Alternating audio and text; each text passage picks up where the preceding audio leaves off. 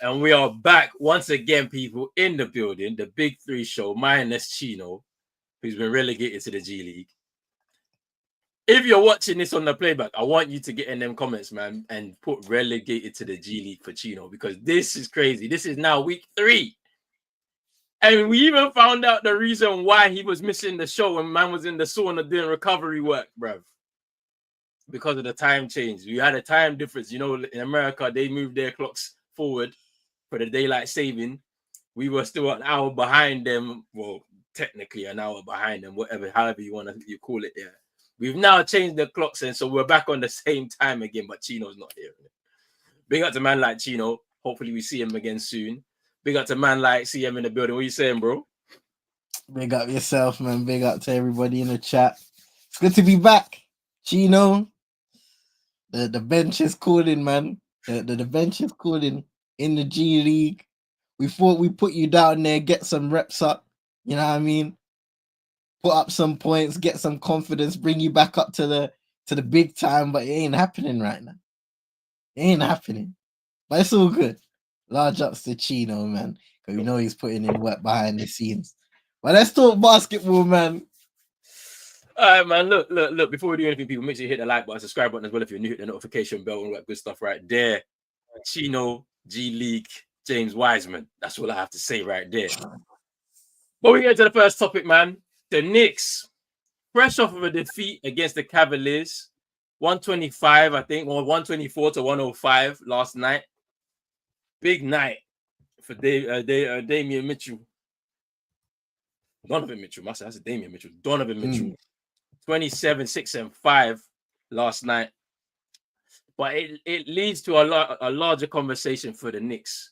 They started off the season making a blockbuster trade to bring in Karl Anthony Towns to New York, bringing him back to the East Coast where he grew up. They now 8-0 against the top teams in the whole league. So we're talking about against the Celtics. They have one more game against the Celtics coming up very, very soon. They've lost to OKC and the Cavs as well. So that team that they've assembled, that starting 5 that they assembled, with OG Anunoby signing one of the biggest contracts in New York Knicks history, Jalen Brunson taking less money so that they could construct a team that would be enough to compete. And as of today, they don't look like they can sit on the top table with the top teams. So my question to you, bro, that we got to answer and we got to discuss tonight for this first topic is, what is the actual issue and what is their ceiling come playoff time, which we're in about 2 weeks away? You know what? Because I was doing some reading about the Knicks in preparation for this show. And I was shocked to see that a lot of people were speaking about their defense not being up to par and them being a really good offensive side this season. But, you know, you would have thought, oh, man. Oh, my days. So wait, we got a G League caller. What, bro? So we are signing you from the G League team to the main team now. What's going on? What are you men talking about, bro? Like, Nah, G League, you know. What you on about, bro? We sent you down to the G League, James Wiseman. Bro, y'all tripping, dog. What are you saying? Bro. For the G League, I'm about to drive, bro. Look, bro, I'm in the car, bro. Yeah, we know, bro. You said you had some stuff to do, bro. What do you mean? Hear that? You hear that, bro? You hear that? You hear the V6? Hey, listen, don't waste more gas, big man. Trump is moving mad over there, bro. Man was slapping. Man slapped the tariffs this week. The tariffs was getting slapped this week. Now you're wasting the petrol, bro. Calm down, bro. No, hey, but we talking about yesterday, bro. We're talking about the game yesterday, bro. We're not doing this. We ain't doing this. No, I thought you were tanking. I'm talking about a rookie. I thought you were tanking. Huh? I don't know, bro. You saw my tweet. I said we lost 10 in a row, then win 6 in a row. I thought we were tanking. The niggas just tanking. Ass. Them niggas just bro. Ass, bro. What the thought we was tanking, gang. Hey Chino, what are you saying? Yeah, the Miami have the Boston's number. Yo, we gonna get the 7th seed, bro. We gonna roll up on them. Oh, it's over for them now. Hey, It's hey. over for them now. It's over, bro. Hey, we about to go. Hey, we about to make another final run, bro. All right. I want to see you, man, first round again, and we're gonna slap you even worse this time. It'll be a sweep. I'm telling you, bro. It's a sweep. But no, well done to your win yesterday, man. Well done to your win, man. We come off of I think we won 9 in a row. We did six on the bounce, away from home. And then I just figured everyone's tired. Everyone's tired. When you be doing them kind of stuff there, man, it's tired, isn't it? But Miami Heat get the win. It's all good. It's all good. But we got a G League call up, you know. That's crazy, bro. You come off the bench, you scored 30, and then you wanted a call up. You come to the office and he's like, boss, I need some reps, man, in the real team. Here he is. Big up to Chino, man. CM, bro. Let's continue. Let's continue, man. Yeah, man. I mean, the question when they brought in Karl Anthony Towns, yeah, because you look at the value that Mitchell Robertson has brought when he's available to that team, and how things were eventually going to translate when you keep Towns in the team, because it seems as if whether it was Minnesota or somewhere else, there's always been a struggle of where they've had to kind of structure the team in a way that protects Towns on the defensive end.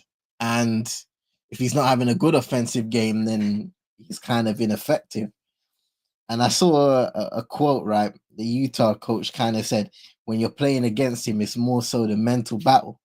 And that says a lot to me about how teams view a player and how teams may essentially view a team, because the player is a part of the team. Therefore, he adopts the identity of what that team could be.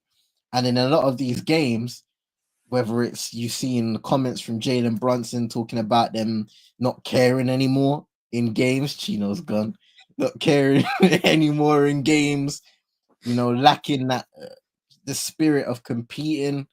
Those are troubling things, because we've always spoke about the New York Knicks in a way they've kind of structured the team over the last few years. The coach that they have, defensive minded, and all of a sudden those values are dropping. And even though they're a good team, they're a decent team, they're not exactly good enough to compete. And is that the personnel, perhaps? Can the top teams pick apart the likes of Jalen Brunson?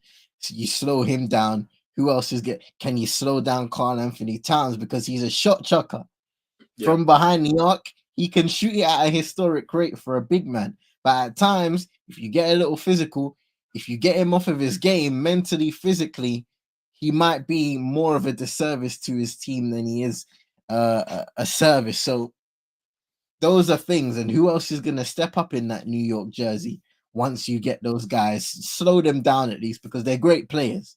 You can't always shut them out of the game, but you can do certain things to get them a little unsettled and frustrated. So their offense, cool, established as one of the best in the league. But, and people always say, you have to play on both ends of the floor.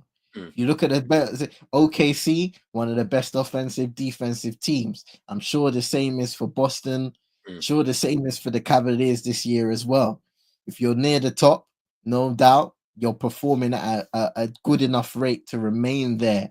And especially in the playoffs, even though you do have your anomalies, most likely, more than not, the teams that will be most successful are the ones that in the moment can dial in on the defensive end, get the schemes correct to slow down the most threatening players, and then thrive on the offensive end once they get their stops, rebound the basketball, and so forth.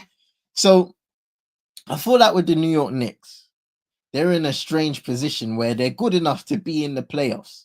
By far, they're good enough to be in the playoffs. But are they good enough to compete with the upper echelons in the NBA playoffs? I don't think so right now. And it's strange to say, because I feel like going into the season, we were looking at the Knicks team saying, this is an interesting squad. Now, the Karl Anthony Towns trade may have been slightly confusing at the time because we were all wondering, well, is that what they need in the moment? When we looked at the Julius Randle swap for Karl Anthony Towns, we all agreed that perhaps Julius Randle needed to be moved on from the Knicks. But was Karl Anthony Towns the piece that was going to transcend this Knicks squad? And even though he's had some really good performances, a solid season since going there, once we get into the playoffs now, will we see the same story when it comes to Karl Anthony Towns? He's a guy that will be relied upon alongside Jalen Brunson. Will he fall short in certain games like we've seen in the past where other guys have needed to step up? And if that's the case, then perhaps they need to start thinking about how to potentially retool if they can, if that's because they've already committed so much to the squad that already exists. Yeah. You make a good, I think we bring up a good point about Karl Anthony Towns, right? Because when you look at the move that Minnesota did to bring in Gobert, because they knew that bringing in a more traditional style center freed Karl Anthony Towns one for their team's offense to space the floor. But then you have him there's less of a reliance on those defensive capabilities in the painted area. And now it's a bit different the way they're playing in New York, right? Where he has the freedom to operate on the perimeter, right? Because people like Josh Hart, for example, is a great rebounder, right? So for his height, so he can mix it up in the trees when fighting for those boards in the paint. So you have that. Then, I think bringing in Mikal Bridges, he's a great 3-and-D guy. You bring in OG Anunoby, elite 3-and-D guy, right? There's the makings of a team that has a defensive identity with an X factor on the offense with Karl Anthony Towns. The issue is I think with Mitchell Robinson, I don't think he should be the backup center. He should start in the 5 and let Karl Anthony Towns be on the 4. Push one of your players onto the bench. I probably would put Mikal Bridges on the bench, if I'm being totally honest, right? Because it allows for greater depth, let's say, and then some offense to come off the bench as well. But that's how I see it happening, unless they decide to move off of someone like Mitchell Robinson. They decide, let's move him on and bring somebody else in to come and fill in that 5 spot so that Karl Anthony Towns can move to the 4. Because at the end of the day, what they've constructed is new, right? The New York Knicks this year. So we're going to have to wait for it after 2 to 3 years to actually see what it actually becomes. But let's no mistake about it. They're nearly at 50 wins this year. They've had a great season. They've had a great season this year. It's not good enough, let's say, to the money they've committed, but we still have 2 to 3 years before we can actually really decide. I'll throw a question at you. Is their record against the best teams in the NBA being kind of overly exaggerated, or do you look at it and say, well, they've lost all of these games? We can't just say it's an anomaly anymore because these things have happened throughout the course of this 82-game season. So it's something we should pay attention for in the playoffs. Or is it a situation where you wipe the slate clean and see how they go? So for me, I'm in two minds. It's like this, right? You can't ignore an 0-8 record against the top teams in the NBA because at some point, if you're looking to be a championship contender, you're going to face these teams towards that. Do you know what I'm saying? So it's like you have to look at that. But then I'm also thinking okay, when we get to the playoffs, it's 0-0 again. That's your record. That's how you start. And to be honest with you, every team, especially the top teams, they're experimenting right throughout the season and preparing themselves for the eventuality that they're going to face certain teams in the playoffs. So you look at OKC and the Celtics. I think both of those teams right now are preparing for an eventual battle in the finals against each other. So they use those 2 games that we had against each other to look one, experiment on certain things, see what works, see what doesn't work. So OKC swept that series 2-0. There were things within that they would have liked and they thought, great, it worked. And there were some things in there that they wouldn't have liked. And it would have been the same on the Celtics side. When I look at that for New York will also look at it and say, this year we've had a great year. There's some things that we could have worked on against these top teams. There's some things that we need to improve on. There's some things that went well. Can we sustain it in a series against a Celtics in the Eastern Conference? Or if we get to the finals, can we sustain it against an OKC or, do you know what I'm saying? So it's like, because the way it's looking right now, they probably will face the Cavs along the way to get to the Eastern Conference Finals. So they'll have to game plan for that.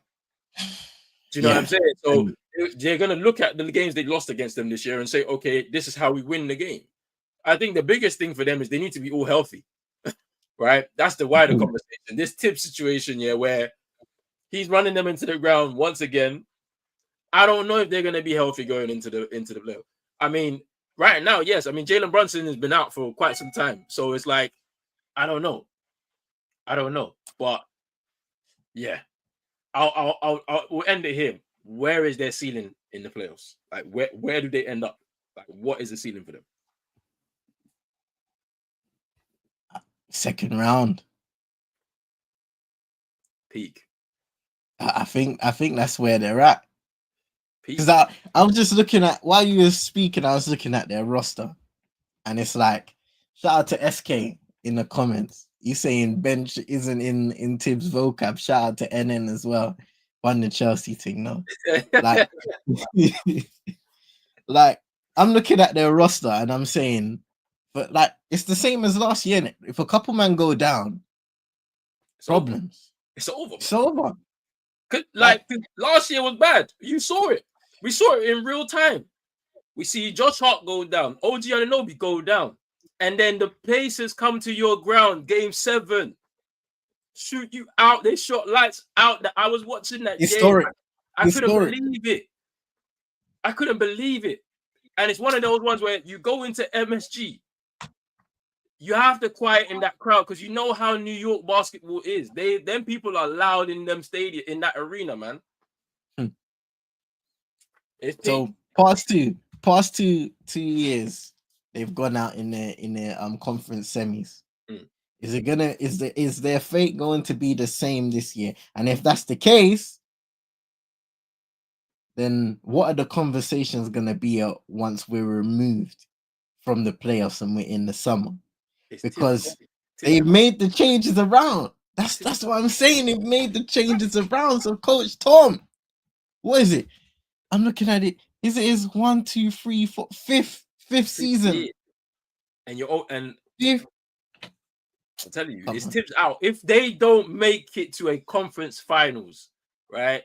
Which, to be honest with you, they haven't been they haven't been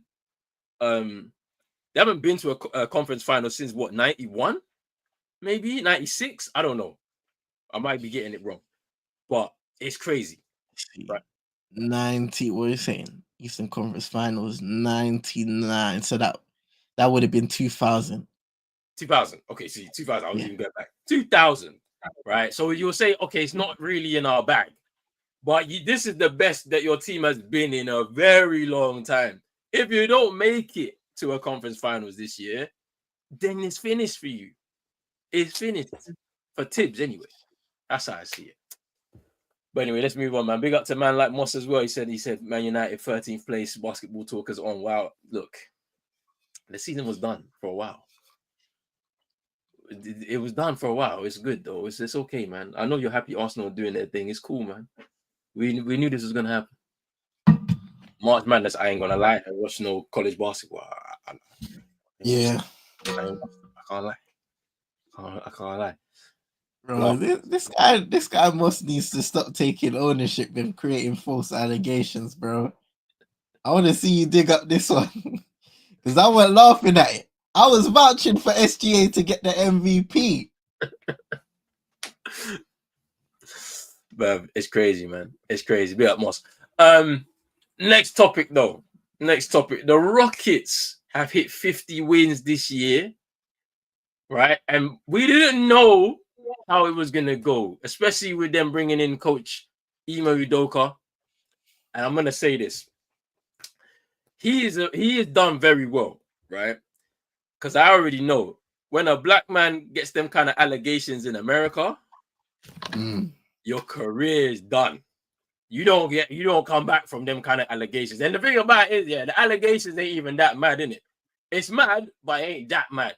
Because it's not like he did anything like crazy. He just slept with another man's wife, right? Which is bad. It's bad. I know it's bad. But the way they tried to crucify him like he was doing some other stuff, like it was Diddy or something like that, it's kind of crazy, bro.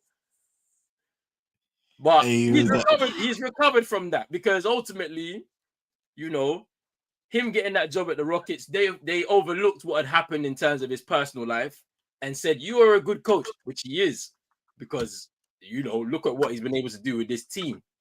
And then obviously those young pieces that they've got, obviously Şengün is there, Jalen Green, but then they've got Amen Thompson, who they drafted, which he's had a great leap this year, right? After his rookie year. This second year for him, he's had a big leap. He's been a major part of that team. And then some of the way that they've constructed that roster, taking a chance on Dylan Brooks after the situation and the fallout in Memphis, which we're going to get onto Memphis soon, because that's a big piece right there. That heart and soul left their team, and it looks like that's affected them a lot. But he's now brought that culture, of a very hard defensive-minded coach with his main lieutenant there, in Dylan Brooks. And then you've got a veteran like Jeff Green around. Then you've got who else is there? Fred VanVleet, a champion, also there. So they've constructed a roster. Steven Adams as well. Yeah, let's not forget about Steven Adams. Steven Adams, man, OKC legend, bro. But they've constructed this roster to the point where now they're at the tune of 50 wins for this year, man. How good as a job has Ime Udoka done, man? Excellent, man. I think towards the back end of last season, we started to see a few of the young guys putting it together. When we speak about Jalen Green's kind of ascension and him kind of finding himself as an NBA guard and an NBA player.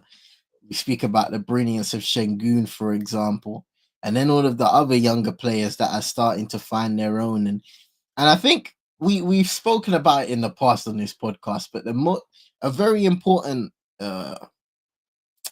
thing is to develop an identity as a team. We look at all of the top teams, they're known to have a specific identity, but depending on the way they play, how they go about their business.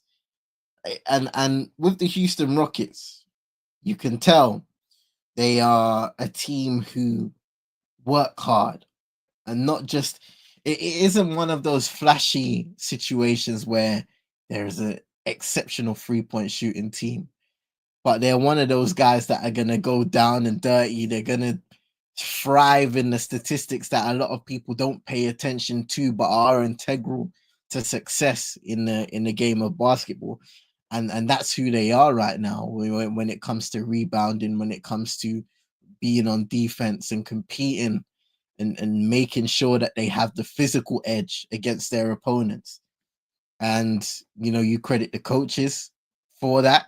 You credit a lot of the veterans that they've brought in, because I feel like with the young players that they already had assembled, they have great talent, but you have to bring in the right coach and you have to bring in the experience that are going to trust the coach's opinions and what he wants from the team. And they are almost like a mirror image of the coach and what the coaches want on the basketball court. And those players are going to guide the young guys into and mold them into what they need to be for the betterment of that Houston Rockets side. Yeah. So a lot of that has worked out. They've done a lot of shrewd business, I feel like, bringing in some of those vets like VanVleet. You have Steven Adams, who's a competitor, well-respected around the league. And when you think about some of the bigs on that team, you've got to have guys in certain positions that are going to help and going to guide those young guys in the right direction. And all over the court, they have those kind of leadership pieces on top of having a very talented coach in Imo Udoka. So a lot has gone right. We've showered praise on the Detroit Pistons and how they've had the record, I believe the record turnaround in terms of games. Lost last year to games won this NBA regular season. But the Houston Rockets deserve as much praise as well, because even though they may not have been the worst NBA team and gone through the 20+ losing streak that Detroit did, they were in a position where, we need to make some important decisions to make sure that the guys we're bringing in through the draft, so forth, aren't being wasted away. And I think every step of the way they've made a right decision up to this point, where they can look at it and say, well, as it stands in the regular season, we're one of the best teams in the West. So now it's all about getting that playoff experience and seeing how those players will fare once they get there. Because, we were like, for the Cavs, for example, excellent season this year, but in the past, we've always been like, well, how is Darius Garland going to adapt to that playoff atmosphere? Jarrett Allen, the lights are too bright. He admitted it. You know what I mean? I just wanted to mention that guy. It's still funny to me to this day.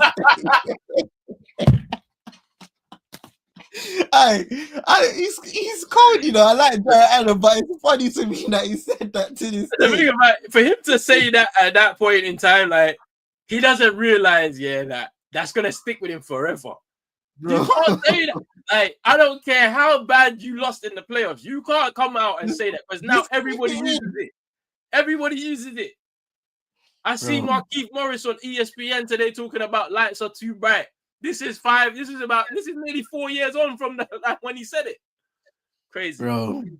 And I hope they're not too bright. I hope they're dimmed. I hope they're a little dim nowadays. Hey, they better be dimmed, Yeah, it's about getting that playoff experience and seeing how they compete. And because the Houston Rockets are a team that you feel would translate excellently in the NBA playoffs when you speak about the level of physicality increasing, less fouls being called. So, but still on the offensive end, you've still got to have those guys that are going to perform and get you across the line, even if you're playing great defense. Because it reminded me, for example, of the Orlando Magic. They were a team who good defensive principles, but their offense wasn't good enough to get past a certain stage. So they have to improve in that sense. What are the Houston Rockets going to be able to achieve in that similar type of environment? You know what's interesting? Yeah, we got a shout out there front office, because Stephen Silas was the coach after Mike D'Antoni left in 2020, right? And when you look at that time period, the 3 years he was there, I can't lie, he had no control over what was going on. Like, and of course, that is down to not just him, his coaching staff, but the front office. But he had no control. And you were looking at it and you're saying to yourself, this Houston Rockets team, a few years ago, they were competing in the Western Conference, to where now the young players that they have within their squad were just like, they were literally taking the piss out of the guy because they just did not respect him. And I think that's because the roster construction wasn't great, drafted a lot of young players, and not putting good veterans around them just kind of allowed them to run wild. But them deciding, hey, we're going to go in with this coach. We think he's a great coach. Defensively, he's going to bring an identity in Ime Udoka. We've seen what he did with the Celtics. It's a chance you jump on. If he comes available, you jump on it. Unfortunately, whatever happened in terms of his personal life and how it all ended up with the Celtics, him becoming available allowed them to take an opportunity to build a defensive identity. And you see that translated into this season specifically. So the first year, it was trying to embed certain things whilst they were still building that roster to the point where it is now. This year, you can actually see it into fruition. If I've watched the games that they've played this year, I had a few statement wins against Golden State Warriors, for example, that I watched those games. And when I watch those games, like, you can see, right, how much they go after it. In those late moments in the games, they're fighting for boards. You're seeing Şengün always in the post, right? Trying to get to the basket, but also fighting for the boards. They had a statement win against the Cavs this year at home, which I watched. Darius Garland missed a few free throws in that game, especially some clutch ones too.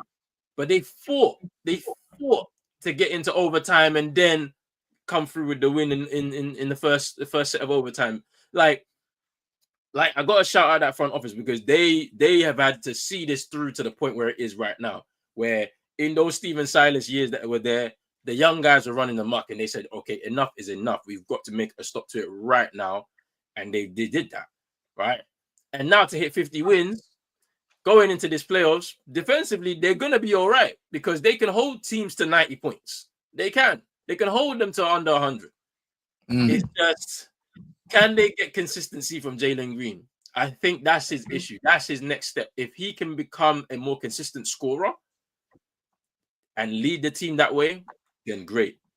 I don't think it's this year. Şengün has stepped up another level this year. We're seeing Jabari Smith Jr. He's kind of stepped back a little bit. Him and Tari Eason are kind of like fighting because Tari Eason's now fought his way into rotation a bit more rather than him being on the bench a lot more. So it's like they've got a competitive squad. I want to see how Reed Shepherd does in his second year. How does he step up? You know, are they going to move off of a Fred VanVleet, or are they going to keep him around as a third guard as they allow Reed Shepherd to take more responsibility as a two guard in there? Like, it's going to be interesting to see how they come through. I mean, right now, second seed I think locked up for them. I think I don't know if they I think they're maybe 4 games away from Denver. Maybe I don't know. But if they lock up that second seed, then they get one of those playing teams, which sometimes, I don't know if you want that matchup, but you know, we'll see. It's always a tricky one, isn't it? I think more so you look in the West, there's always a tricky challenge around the corner in those playing positions. Right now, as it stands, you've got the Clippers, you've got Memphis, you've got Dallas, and you've got the Kings. Boy, we don't know what could happen, but let's see if they can get to a round 2, depending on who they match up with in that first round. But shout out to Email Doka, man, because he came back. He came back after some tough times for himself. I can't lie. Let me just get some of these comments. I started with from Moss. He said the Timberwolves making ownership changes. That's positive. With Alex Rodriguez, I believe he's the former baseball player. It was part of a consortium to take over the Timberwolves, potentially repairing that relationship with Kevin Garnett, maybe get his jersey retired and whatnot, which would be good for them to be able to do that. Maybe he'll be a bit more around the organization as well, try and help out Anthony Edwards and the rest of the young guys on the squad. So that's interesting. How about Dallas? We spoke about Dallas a few too many times over the last few weeks. I still can't believe it to this point. You've given away a generational player, your franchise guy, to the Lakers to extend their runway as a franchise, because once they move off LeBron, you don't know where they're gonna go. You've given them their player. And I said this like a few weeks ago with the you can't say Anthony Davis is a great player, but that window is short, because if he's 32, Kyrie's 33, like Klay Thompson's 34, 35, they only got a few more years. You know, especially now with Anthony Davis, you know, with the injuries, and Kyrie's had a big injury now. And how does he recover? How does he come back from that?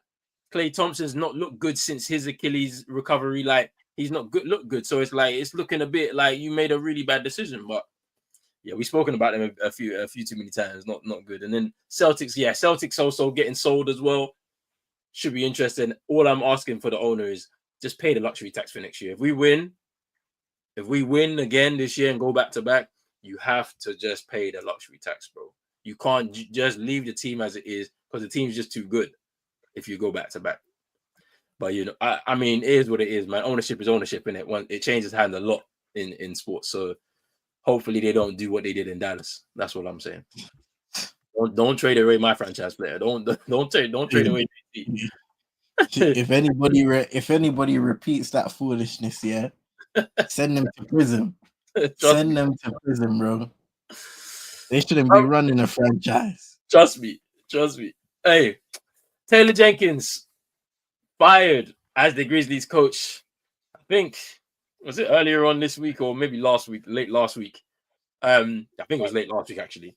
So he ends 4 years as the Grizzlies coach. Call him into the boardroom, and they said, "Yeah, it's your runway is done over here."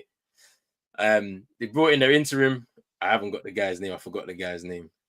But apparently the rumors were circling saying that Ja Morant was unhappy with the amount of offensive touches he was getting.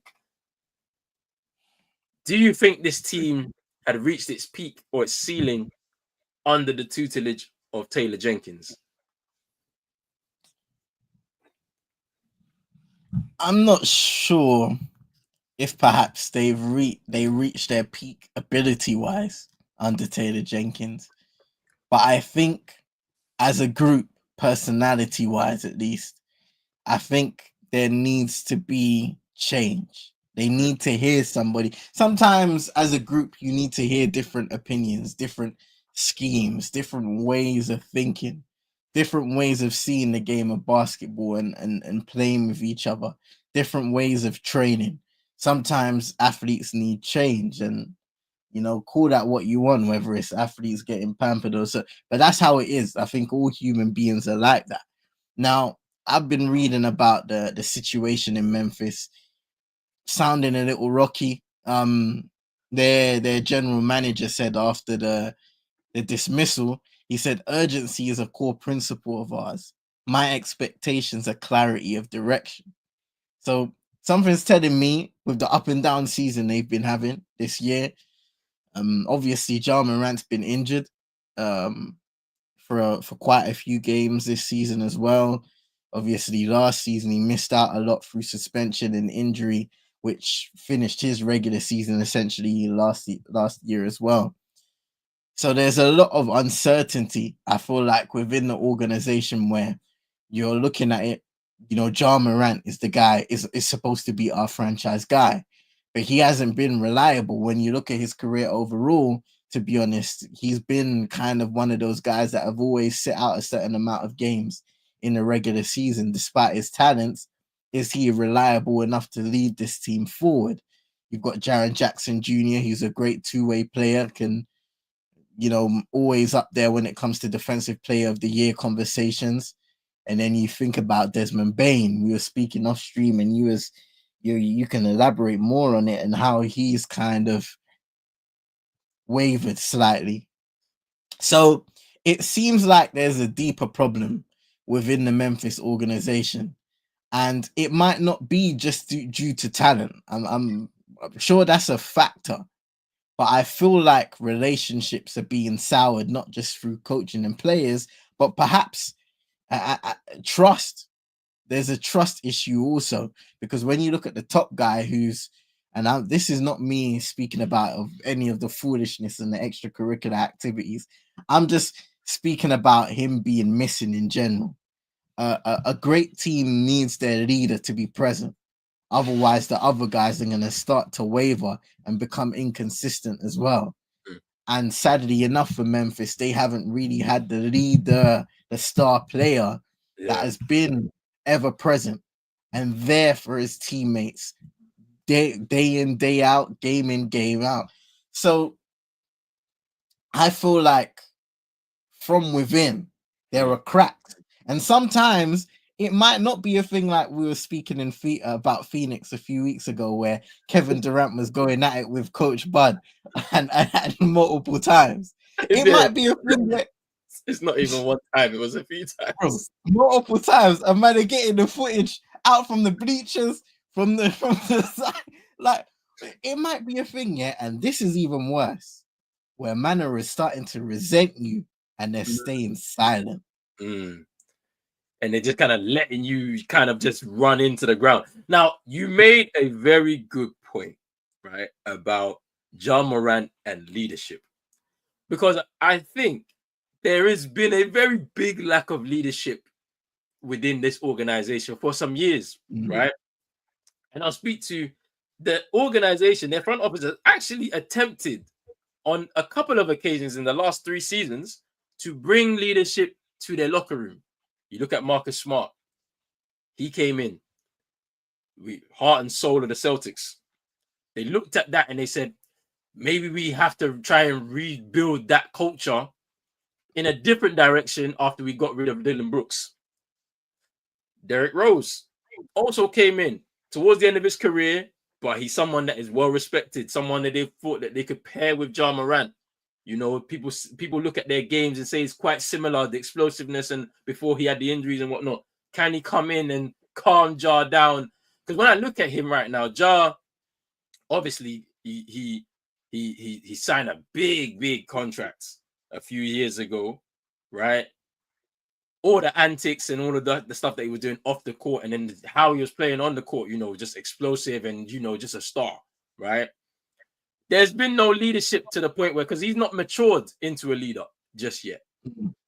You see, even last night against the Warriors, you know, or 2 nights ago, the guy's doing this. The Buddy Hield exchange, yeah. And I'm like, mind you, at that point, they were losing the game. So I'm like, and that's the thing I don't like. This is stuff I don't like. Like, you're taunting guys, but you're losing. You know, it don't show maturity for me, right? And it's like, I feel like they've tried to build something there or rebuild the culture that was lost from Dylan Brooks. I think even when Dylan Brooks was there, it didn't seem like they were all going in the right direction. Right? Because when you see what he's done when you see what he's been able to be a part of in Houston, you have the coach who looks at him and says, "You are my defensive key," right? Like over here, it's like, well, they got 3 good guys. They've got Ja Morant, they've got Triple J, and they've got Desmond Bane, but they're all kind of going like this. They're not coming together and locking in together. Yeah. That's what's supposed to happen when you bring in 3 young players like that through the draft, right? The idea is to get those 3 because not many teams can have that opportunity to bring in 3 players that could be star potential. So when they all have to come together, sacrifices have to be made in order to make each other better, and then the team around you will also go in the same direction. That's just not happening. Everyone seems to be just doing their own thing. Those 3 guys. So despite the fact that they've all had individual successes, like they all have, like in the time that they've been together. So Taylor Jenkins, I think, at the same time, is also kind of, you know, taking a step back from a leadership perspective as a head coach, because when you look at it, he's allowed Ja to basically run ragged there, right? Instead of being, you know, kind of like towing the line and being a bit of a disciplinarian, a little bit like, because you can see when somebody's not being mature enough. But it's like, I need you. If I want my job, you have to be good a lot of the time, right?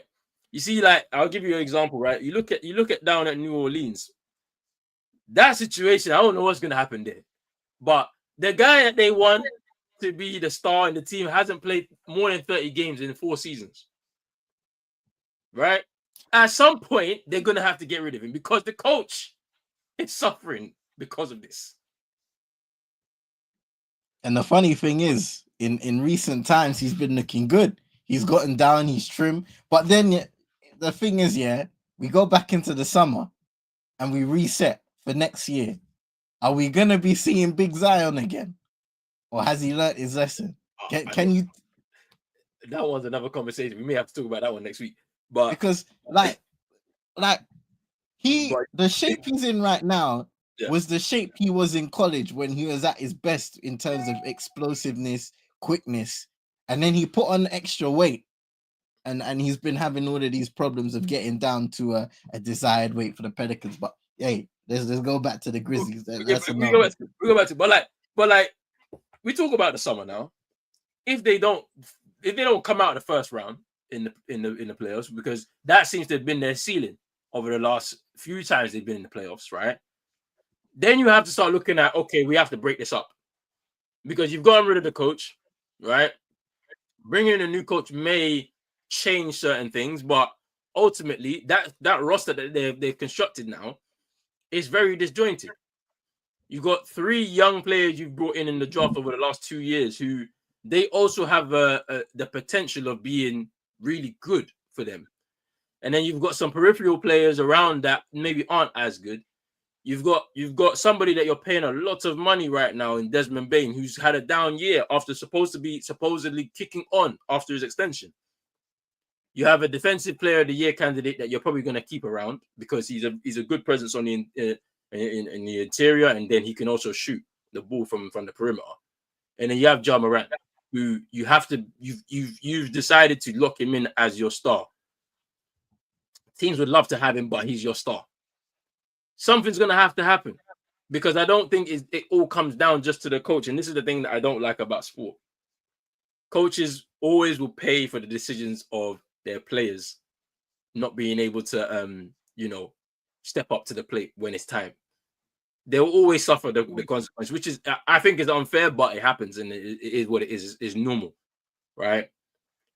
But those players have to take a look at themselves because when Dylan Brooks left and the organization made it seem like it was about him, when it wasn't, it was more about there's 3 guys in here who are star level players and they're not they're not sacrificing enough together so that they can be great. Like, it's an interesting situation. I think the team, you're right, bro. At the start of the conversation, the team had reached the ceiling with Jenkins. At the end of the day, you're right. You need different voices sometimes, right? You need a different voice to go in a different direction so you can go in a certain place. You look at, I'll give you an example. The Cleveland team hit the ceiling with JB Bickerstaff last year. They hit the ceiling. Yeah. There was clashes between him and his style and the way he did things between him and Donovan Mitchell and him and Evan Mobley, and things have changed around with a new coach in Kenny Atkinson. Maybe the same thing can happen with the Grizzlies, but then it doesn't mean that JB Bickerstaff is a bad coach. He's gone to Detroit and look what he's been able to do. Taylor Jenkins is definitely going to be high on some people's wish list as a coach. I'm telling you, like, for sure, there will be teams that are like, I can see him going to Phoenix potentially if they decide to get rid of Coach Bud. Like, you don't know what could happen with New York. If Tibbs is out, he could go to New York. I can see him potentially going to Chicago, potentially, if they decide to get rid of Billy Donovan. So there's options for him. He's not a bad coach. He's been able to take that team and be a playoff team every year, I believe, since he's been there. Maybe apart from one year where they missed out, I think, in the play-in. But yeah, he's not a bad coach. But something else, like you said, bro, has been going on behind the scenes that has kind of led to this downfall. But let's go into some comments here. Oh, sorry, bro. Go on. Nah, I was just saying it's tough. It's tough, man. Yeah. Because a few years ago, we were looking at the Memphis Grizzlies and saying this is going to be one of the teams of the West for the next few years. And situations have shut that right down. Yeah. Ja been playing with a shoulder injury all season. It's natural, man. Players play with injury all the time, bro. They shouldn't, but they do. They love the game too much. And they should have traded for Jimmy. Jimmy said he didn't want to go there, apparently. That was the rumors. He was like, he didn't want to go down there. Which, to be honest with you, bro, it could have made sense. It could have made sense because you need leadership. There's, and he's somebody who's a ultimate competitor to Jimmy Butler. So he probably could have been the one player that could have whipped them into shape, most likely. Because as I said, the last few years, they've been trying to get veteran presence in that locker room because there's 3 guys there that you have so much potential together, but you need leadership. You need guidance, man. They tried it and it just hasn't worked. That could have been the move, but it didn't materialize, unfortunately, because Jimmy's trying to win right now. He's 35. He's gonna be 36 soon. Like he wants to win right now. Let's get to the next topic, man. Nikola Jokic, fresh off of a 61, 10 and 10 game, made 16 pointers, 2 steals in a loss against the Timberwolves as well, mind you. He was doing it all out there, Nikola Jokic. He's currently averaging a triple-double which is better than his year last year, where he narrowly missed that mark. So my question is he actually better this year than he was last year? And does he still hold that best in the world title, best player in the world title? Because right now we've got a young guy in OKC, Shea Gilgeous-Alexander, who is the prime number one candidate for that MVP this year. Is it going to be harsh based on what we've seen from Jokic this year for him not to get that MVP? It's tough to say harsh, right? Because when you look at what Shea Gilgeous-Alexander has done and the OKC Thunder have done this season, most definitely he is deserving of getting those MVP votes. But also Nikola Jokic, every single season of the last few years has been exceptional. People have continuously discredited him. Was it Marcus or one of those guys, one of the Morris twins, coming on ESPN. I don't know why they're bringing these guys on. Well, I know why they're bringing these guys on ESPN, and I know why they're going on First Take, because First Take, they chat a whole load of rubbish. When you got a brer called Mad Dog coming on ESPN talking about basketball, that tells you all you need to know about what exactly you're consuming in the media space, bro. That's all I need to say about that. But like, people continuously are trying to discredit Nikola Jokic. Are they watching the games? Are they seeing what he's an NBA champion? So you can't tell him he's not an NBA. Pre-champion, when they was talking about how he's one of the worst MVPs and how did he have these MVPs and all of this, you can't discredit he's a champion. The guys on that team are there. But continuously still, whether it's his nonchalant attitude, his, carefreeness about wanting to be an ambassador for the NBA or wanting to be one of those guys that are gonna fly the flag and all of this stuff. You've got your LeBrons who are continuously carry the flag. You could arguably say Steph Curry as well, those guys who are always there. But Nikola Jokic is different.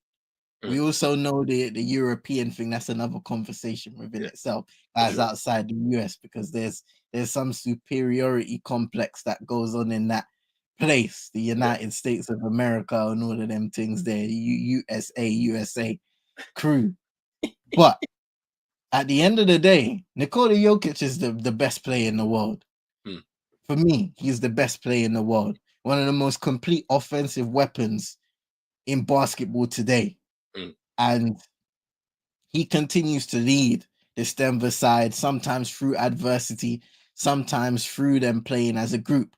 And what I've seen from Nikola Jokic is, at times, he's had to assert himself more when it comes to scoring, when it comes to being aggressive, because that's what his team needs. People always used to speak about, if Nikola Jokic is scoring a high number of points, that's good for you, because that means guys like Jamal Murray and PJ are not exactly on song offensively. But Nikola Jokic is a guy that can have a complete game at this point. He continues to get better. And not a lot of people speak about it, but as a playmaker, as a scorer, he continues to find ways to pick apart defenses and to contribute to winning. Now, obviously, this game was unfortunate because it wasn't in a winning effort. And I think that's where the previous kind of conversation comes into play. Nikola Jokic is doing extraordinary things on the offensive end in terms of scoring. Maybe that is works to a slight disservice to Denver, because what are the other guys alongside him being able to achieve in the long run, especially if we look at it from a playoff point of view. But I just don't get all of the disrespect towards Nikola Jokic, because if you watch his game, it may not always be flashy. You might see the passes as highlights, but what he's able to do and what he has been doing for the past few years of him really ascending in that spot of being an MVP, being a star player, becoming an NBA champion, those things have been extraordinary. And you got You don't listen to the guys that are talking about how he's not top 20 all time. He's not an all-time center. He's not a deserving MVP with the number of trophies that he has in his collection. If you hear anybody coming out, especially on ESPN, especially on First Take, saying that, don't listen to them, bro. Especially if it's a Brer that has a vendetta against his brothers. Trust. Don't listen to him. Trust. I saw that today and I was like, I couldn't believe what I was watching. I was just like, huh? Like, we're seeing this guy, right? He went into the playoffs the season they won the championship, right? And he led everybody in all statistics in that playoffs. Everybody in points, rebounds, and assists. He led in all statistics. Like, you can't even tell me right now that he's not a top 5 center all time in the NBA. He has to be. You just got to put him in there. I'm sorry. You have to. For a guy who was a second-round pick, they didn't even show him on TV. There was a commercial when he made his pick, when they made the pick. The ticker. the ticker, bro. It was just a ticker, bro. They didn't even show him going up to the stage and shaking the hands at nothing. So, like when you look at his achievements as well, like, let me just rattle off his achievements, man. He's a 3-time MVP. We already know that. He's a finals MVP from the season they won the championship. Obviously, he's a champion too. 7-time All-Star, 4-time All-NBA second team, right? 4-time All-NBA first team, 2-time All-NBA second team.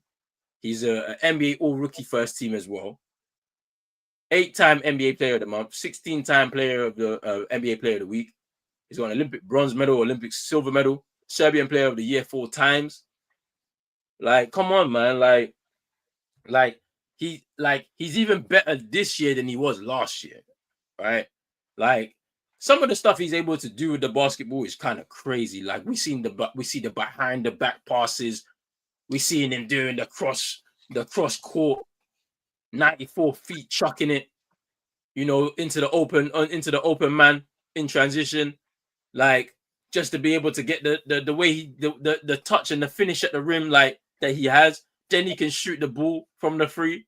Like, come on, man. Like, he's a crazy offensive weapon that the only reason why people speak about him, if you make him score, or if you allow him to be offensive too much, then the team will suffer. Yeah, the team suffers because the team's bad. They're not as good. Like, it's because of him that they won that championship in 2023, right? But the reality is that Jamal Murray is not an all-star caliber player. He's not. He's too inconsistent, right? He is essentially a Jimmy Butler light.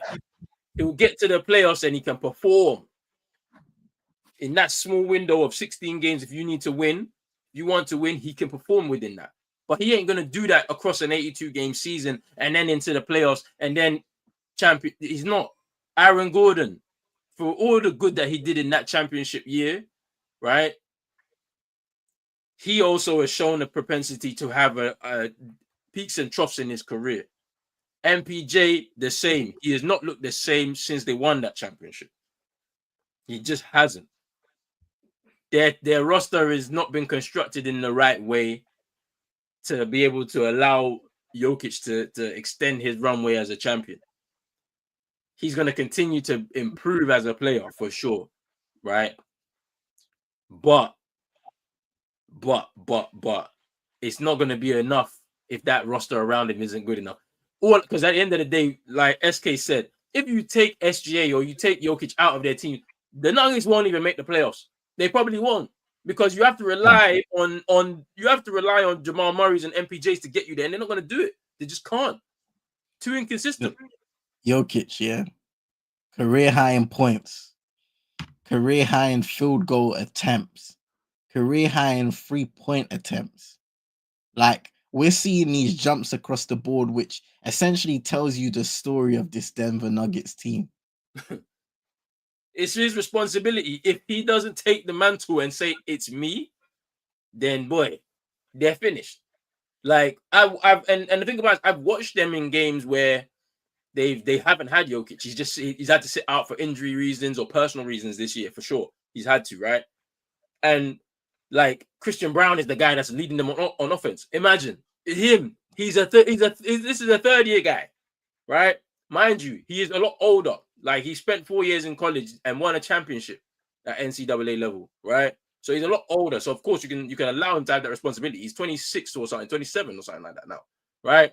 But if he is the one leading the offense for you in his third year as a professional, and you have Jamal Murray's and MPJs who have been in the league for some years now, it tells you everything you need to know about this team. And that Jokic being a part of it, being the leader, being the offensive force that he is, like the conversations are now going to have to become very uncomfortable for everybody. This supposed fat kid from Serbia, second round pick, has been able to beat all the odds, and I told everybody that I'm the best player here. Like I'm the best player in your country, in your league, and he will be as long as things go. Because another thing that I think is also underrated is his availability. Yeah, like look at him and you say, he don't look like he's he's not like a LeBron physical specimen. No, this guy runs, like he runs the floor, like he really does it, like he works his ass off. Like, yeah, the conversations are going to be uncomfortable, but yeah, they can't have Markieff Morris coming on ESPN we saw what happened with his brother, so we know he's never going to say anything. We saw what happened. Like, but yeah, man. I mean, I think he is better this year than he was even in the MVP years. I can't lie. Like, this is like, because you could say this is his peak right now. Like, he's actually in the peak levels of his ability right now. Right now, you can say, because those years were great, but this year, what he's been doing this year is like another level. Another level. It's mad. We got another conversation to have right now to wrap the show up, man. Steph Curry. The Warriors are on a run right now that's making it look like they're heading into a 5th championship of this dynasty. Right? They're heading on that runway right now. And if they get to number 5 and Steph Curry gets his 5th championship, does that make him the greatest point guard of all time? Because the conversations have to be had, because if they win, he's at the heart of every single championship that they would have won in this organization. And when you look at some of the top PGs in the league over the years, obviously everybody points to Magic Johnson. They know what he did with the Lakers, right? But then you start to go into, the Allen Iversons of the world. You start to talk about the John Stocktons, even though he was a great facilitator, but he didn't win. Yeah. Right. You talk about a Chris Paul, also great facilitator, but didn't win. Even James Harden, I think he's a hybrid. He's a combo guard. He's a 1-2. But look at those years in Houston. You look at Russell Westbrook. I'm not even going to forget about Russ. Russ up there, triple doubles as a leader. He's still battling with Jokic for that. And even at this late stage in his career. So, we could talk about Kyrie in there. He's a champion. He's in that. Steph Curry. What about him? What do you think, bro? Win that championship, do those conversations have to be had? I think so. Because if I'm not mistaken, when people always speak about these top point guard conversations, there are a few names that are there. So there's Steph Curry, there's Magic Johnson, there's Isaiah Thomas, Detroit Pistons, who was highly regarded in his time as well, and often kind of reminds people to respect his thing. Yeah. Can't say no more about it, innit? But this is the thing, right? And we were speaking about discrediting a second ago with Jokic. people come with this conversation saying Steph Curry is more of a shooting guard because he's an offensive dominant, but they fail to acknowledge the fact that in sports there's adaptations all the time. Where a point guard may have been expected to facilitate, to control the offense, people don't understand that Steph Curry controls that Golden State offense in a different way. It may not be all the time handling the ball, getting the play into action, as in a sense, but his movement, everything that goes into his style of play is controlling that Golden State system. So in a different type of way, he is a facilitator for that offense with the likes of Draymond Green, for example. So you can debunk that little, he's more of a shooting guard than a point guard. Steph Curry is a point guard, and he'll be regarded as one of the best.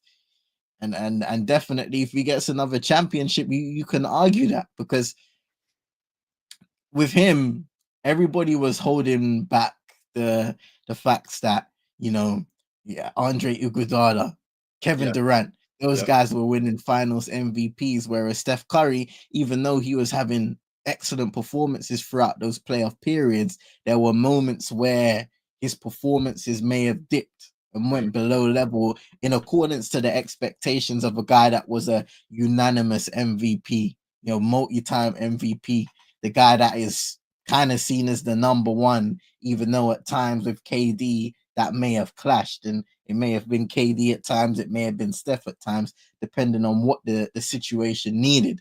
But if we look at his career in its entirety, Steph Curry is a phenomenal player, is a legend of the game, impactful in so many ways on the offensive end for this Golden State team, has been impactful for so many ways for this Golden State team. I don't exactly see, even at this point of time, without him even winning another championship, I don't see how you leave him off that list, because he arguably has spearheaded a generation of change in the NBA. When we look at teams and how they see the three-point shot, how individual players are playing the game of basketball, and not one of them can replicate Steph Curry in terms of his level of efficiency and effectiveness when it comes to shooting the three-pointer, going inside. He's got a float game. He can take that mid-range if he wants it, get to the rim as well. Underrated handles too. Long day, innit? Long day. I've seen some clips as of recently. Yeah, long day. But we move. Steph Curry undoubtedly, like, I didn't see Magic Johnson live. I didn't see Isaiah Thomas, John Stockton, those guys live. But you can see clips thanks to YouTube, thanks to wherever we may view it. And those guys are phenomenal. But you can't discredit Steph Curry. Somebody came on and said, I think it was Draymond Green who was speaking about how players of previous, or a lot of the players of previous generations, want to discredit this modern era and don't respect this era of basketball because in their eyes it's very soft and so forth, which is a kind of strange take within itself, because how are we glorifying fouls? That's the only question I'm gonna ask. How are we glorifying it being overly physical in a sport that is not a contact sport? Yeah, it's strange because the thing that's interesting with that is, shouldn't you be appreciating how the game has evolved?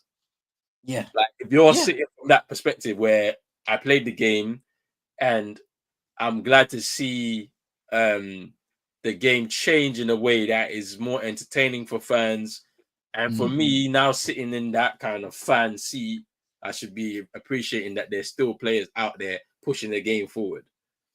But instead, they always want to come and start hating. I saw Tracy McGrady talking about LeBron James would get crushed in a 1v1 against anyone. If we're talking about 1v1, and then I'm thinking to myself, this is the reason why. But this is the reason why you didn't win a championship, because you're always thinking about, let me do 1v1 instead of 5-on-5. That's the whole reason why you didn't win a championship. But anyway, I'm digressing, bro. The greatest clip, like, but you're hitting the nail on the like right now. Like, what is the priority? If you want to win, why do we care in a sport where the guys are entering to win? Why are we speaking about 1v1s? Is this All-Star weekend? Are we in Rocker Park? That thing ain't coming back. They better not do that in this All-Star game. Is this the thing where video, what is it? KD rocked up to Rocker Park and was hitting bare threes, and everyone started going crazy? No, people are in the business to win championships. It's crazy. It's crazy, man. It's crazy. Look, I mean, the thing about it is that even right now, yes, he's on that list of greatest point guard of all time. Like, that's fine. It's definitive. We can't deny that. But the thing I'm thinking is, when you win that 5th championship, you're on par with Michael Jordan. Michael Jordan got 6, but he's got 5. In this modern era where it's been hard for teams to win like that. Their team looked like, even earlier on this year, we said it off air. Earlier on this year, this team looked like they were going to be a playing team. Maybe not even reach the playoffs because it was going left. Every time Buddy Hield comes to your team, you're going left. He starts the season off well, and then it goes downhill. Now he's on the bench doing this. Nah, it's shameless, you know. But Steph has still kept going all through that, and they are on the verge of maybe potentially shocking everybody and going for that championship again. And if he gets it, he's the number 1 PG of all time. You've broken the 3-point record. You've got yourself 5 championships. You're a Finals MVP in 2022. Multiple All-Star appearances. All NBA. All of that. Like you and out of everybody else, he's won 5, and he's been in the heart of every single one of them. Like you said, bro, he's ushered in a new era of the way we play basketball because of him. It wasn't. Of course, there were great 3-point shooters before him, but he brought in something else. Being a facilitator of ball, you would have never heard of that. You would have never heard of that before him. How can you not have the ball in your hands, but you can still be a facilitator? It shows how high his IQ is. That's another thing that nobody speaks about. We speak about with LeBron James. Like, I feel like he champions that about himself. Like, he makes sure to tell you that, yeah, I am a high IQ guy. Steph doesn't really speak about it in that way, right? But you can see it because he's making sure he's calculating. He's calculating every single time he doesn't have the ball. He's calculating. All right, where do I need to go? Who do I need to drag? Who do I need to pull out of position? Where do I need to dive in and dart into a passing lane so that I can receive the pass and maybe finish at the rim? You know, so it's like, if he wins it, he probably is the greatest of all time. I can't even lie to you. He probably is. Like, you can't even argue it if he wins it, because I know if they win it, it's because he would have been a large proportion of that would have been him. And everybody else is just going to have to sit back and say, you know what, you got it, because you have. It's not like, oh, he's won 1 championship and, you know, he's broken some records here or there, because there's a ton of players like that in the league where they've won championship and they've broken loads of records. But to win 5 and do it the way he's done it, special. It's generational. You know what I'm saying? Like, that's what it is. Like, it's basically LeBron, because even they'll start to say he's better than LeBron. They will, because they'll say, "Oh, championships." There might be conversations of that right now, because I know there are some people that aren't exactly as high on LeBron when it comes to this generation, and people will say, "Well, like, even with the greatness of LeBron James, he hasn't impacted the game of basketball like a certain Steph Curry has." I mean, 5 championships in the same era that LeBron is in, where they said he was supposed to take over Michael Jordan. I mean, then the conversation will be crazy. I'm just saying. It will be a crazy conversation. All right. Big up, Moss.